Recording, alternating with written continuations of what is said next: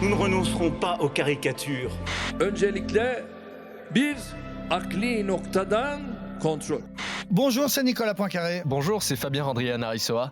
Quand les caricatures de Mahomet réveillent la colère du sultan, le président turc Recep Tayyip Erdogan ne fait pas dans la dentelle. Il invite Emmanuel Macron à faire examiner sa santé mentale et appelle au boycott des produits français. On vous explique.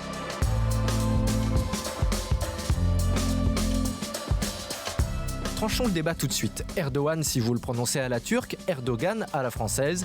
Ancien joueur de football semi-pro passé par la case prison, le président tout-puissant de la Turquie est un personnage haut en couleur. 3 bonnes raisons d'écouter ce podcast avec Nicolas. On va essayer de vous expliquer qui est vraiment cet homme qui apparaît aujourd'hui comme l'ennemi public numéro 1 de la France. On va voir pourquoi il a déclaré la guerre à Emmanuel Macron et puis on va essayer de comprendre pourquoi il veut devenir le défenseur des musulmans d'Europe.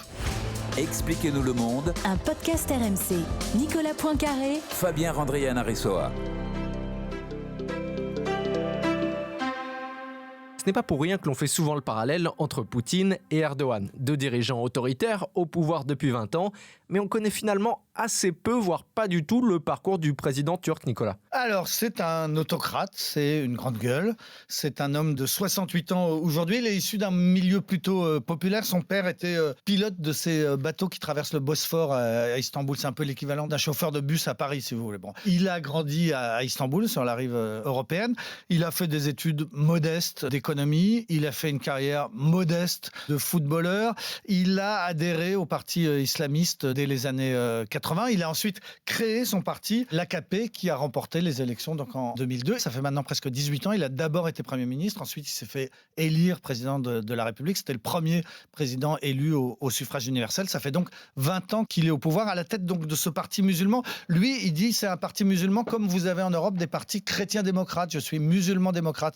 Et c'est vrai que c'était un peu ça au départ, mais avec le temps, ça s'est quand même pas mal radicalisé. Ce qu'il ne faut pas oublier, c'est que la Turquie, c'était un grand pays laïque depuis les années 20, les années 1930. Atatürk, c'était le pays presque le plus laïque du monde. Avec qui ? Avec la France. Les deux grands pays laïques, c'était la France et la Turquie, jusqu'à l'arrivée d'Erdogan, qui, au contraire, a donc transformé ce pays laïque en pays musulman, on va dire, pas islamiste, mais pays à forte imprégnation musulmane. Un seul exemple, le voile. C'est un symbole important. Chez nous, on en parle tout le temps du voile. Le voile, en Turquie, jusqu'à l'arrivée d'Erdogan, il était absolument interdit à l'université. À l'université d'Istanbul, il y avait des vigiles à l'entrée qui demandaient à toutes les jeunes femmes de retirer leur voile. Maintenant, c'est l'inverse. Maintenant, aller à l'université sans voile, c'est très très difficile. C'est pas obligatoire, mais c'est très difficile d'y aller sans voile. C'est un symbole, mais c'est pour expliquer comment Erdogan a fait de la Turquie laïque une Turquie musulmane. Et dans la Turquie laïque des années 80, les partis islamistes étaient régulièrement dissous et cet engagement pouvait coûter cher, puisqu'Erdogan a quand même fait 10 mois de prison en 99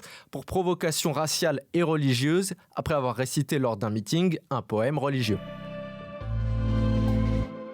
Tu disais qu'il est passé par des études d'économie, mais ne serait-ce que ça, son cursus universitaire, il y a quand même beaucoup de questions qui se posent. Oui, et c'est important parce que la constitution turque prévoit que pour devenir président de la République, il faut avoir un diplôme universitaire de Bac+4, en gros. Or, il y a débat, parce que ces études, c'était plutôt du Bac+2 ou du Bac+3. Donc, il a refait son curriculum vitae, il a un peu enjolivé son parcours pour obtenir ce diplôme nécessaire pour devenir président. Sauf que, après, il y a eu une enquête, et notamment par un universitaire qui, justement, avait fait les études que lui prétend avoir fait, et qui a dit, mais non, il n'était pas là dans ces années-là. J'ai les photos de classe, j'ai les photos de la promo, il n'y est pas. Donc, visiblement, il a un petit peu triché avec son CV. Le truc, c'est que l'universitaire qui l'a dénoncé, devinez quoi, il a rapidement été retrouvé mort à son domicile, une mort inexpliquée.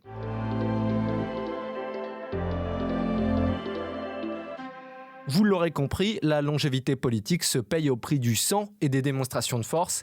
Et le destin d'Erdogan a d'ailleurs failli basculer il y a 4 ans, Nicolas. Voilà, ça c'est une date importante dans l'histoire de la Turquie. C'est un coup d'État fait par un mouvement qu'on appelle Gülen, du nom de son fondateur. C'est un peu une secte, c'est un peu une sorte de franc-maçonnerie qui était très impliquée dans l'armée, qui réunissait de nombreux militaires. Ils ont de fait essayé de renverser Erdogan. Ça a raté parce que l'armée n'a pas basculé. La répression derrière a été terrible. Des dizaines de milliers milliers de personnes arrêtées, emprisonnées, sans procès, 1 million de licenciements dans la fonction publique, dans la police, dans la magistrature, etc. Donc c'est vraiment une date importante dans l'histoire du pays et dans l'histoire d'Erdogan. Il y a un avant et un après. Depuis cette tentative de coup d'État, on peut dire qu'il a pris toutes les rênes du pouvoir et qu'il est vraiment devenu un président très, très autoritaire.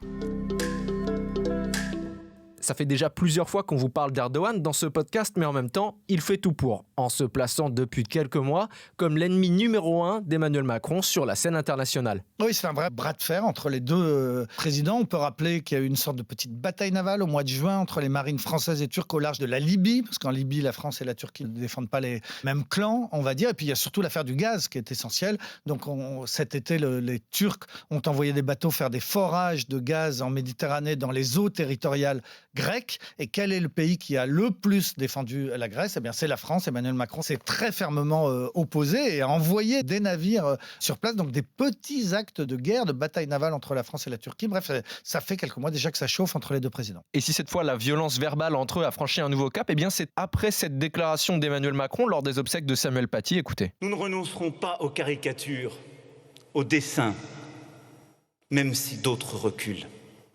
Parce qu'en France, professeur, les lumières ne s'éteignent jamais.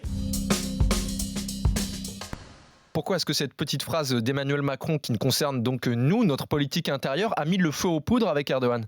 Alors, parce que Erdogan, depuis un moment, veut passer pour le défenseur des musulmans d'Europe. Ce qu'il faut ne pas oublier, c'est que pendant des années et des années, la Turquie a voulu adhérer à l'Europe. Et puis, c'est nous qui lui avons fermé la porte au nez. D'ailleurs, celui qui l'a dit le plus clairement un jour, fin du processus d'adhésion de la Turquie à l'Europe, c'est Emmanuel Macron, peu après son élection. Alors, il s'est dit, je vais devenir un petit peu le défenseur des musulmans d'Europe. Et c'est au-delà de la posture. Il le fait dans les faits, concrètement. Il n'y a pas de pays qui finance plus de mosquées en Europe, en Allemagne, en France, que la Turquie. Il n'y a pas de pays qui envoie plus d'imams que la Turquie. Il y a environ 250 mosquées en France, par exemple, qui dépendent officiellement et directement d'un organisme turc qui gère les affaires religieuses, donc qui sont aux ordres d'Ankara.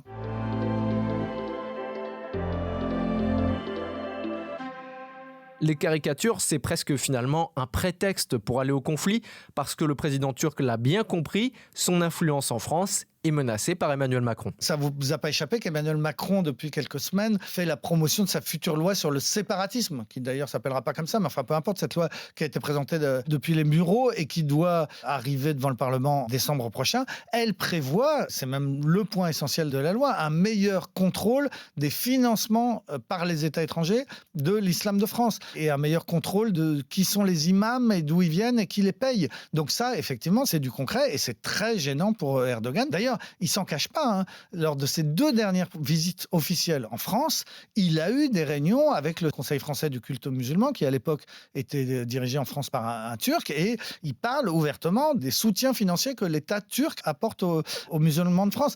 Et en 2010, sous Nicolas Sarkozy, il était même venu tenir un meeting en France, devant la communauté franco-turque, et il leur avait dit « Votre modèle, votre référence, c'est l'islam, ce ne sont pas les valeurs de la République française. » Il avait dit « L'assimilation, c'est un crime. » Donc voilà, c'est clair et net, il ne s'en cache pas, il veut avoir de l'influence sur la communauté musulmane européenne. Et pour conserver cette influence, il ne retient pas ses coups. On va écouter justement cette déclaration sur la santé mentale d'Emmanuel Macron le 25 octobre dernier, lors d'un congrès de son parti.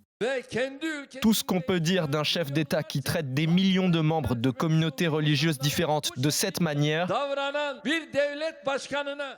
c'est aller d'abord faire des examens de santé mentale.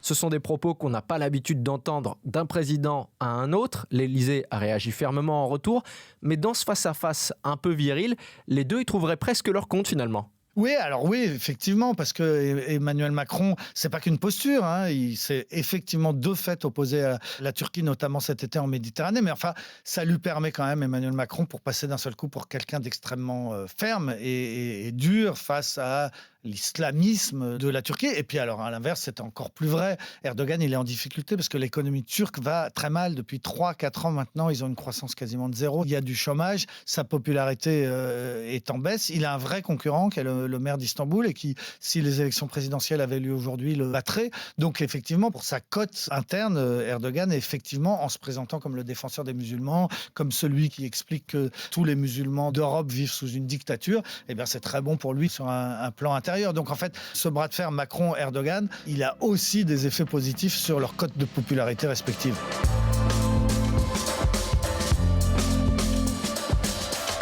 C'est la fin de ce nouvel épisode d'Expliquez-nous le monde. Si ce podcast vous a plu, abonnez-vous. Nous sommes sur toutes les plateformes de streaming, sur le site et l'application RMC.